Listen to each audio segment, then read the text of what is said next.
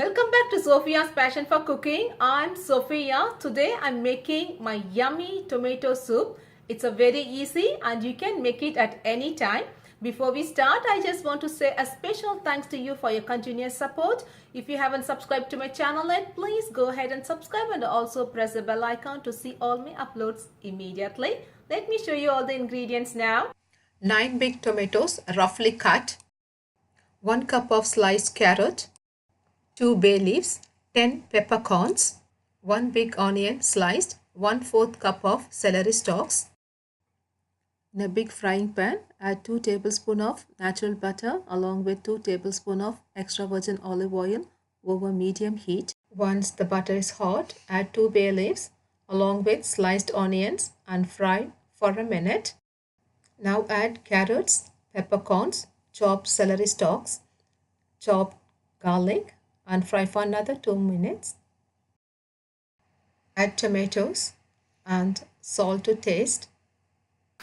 Mix it well. Add water until it covers the tomatoes and cover it with a lid. Let's wait till it comes to a nice boil. Now it's boiling.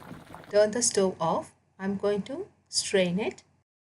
Take a stainless steel strainer and strain the mixture. Don't use a plastic strainer. Discard the bay leaves and blend the tomatoes. In the same pan, pour the tomato puree along with the liquid and bring it to a boil. Add 1 teaspoon of sugar and half a teaspoon of black pepper. Turn the heat to medium. Once it boils, turn the heat off and strain it again. Squeeze as much as you can and discard the rest.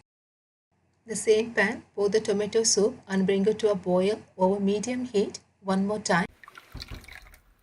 I'm going to show you how do I make my own croutons. If you want, you can add some butter or olive oil on the top and just pan fry it. But I'm going to make my croutons in my microwave. Take a slice of bread, cut it into cubes and put them in a microwave oven for 2 to 2.5 minutes. Check them every 30 seconds. Mix 1 tablespoon of corn flour with 2 tablespoons of water.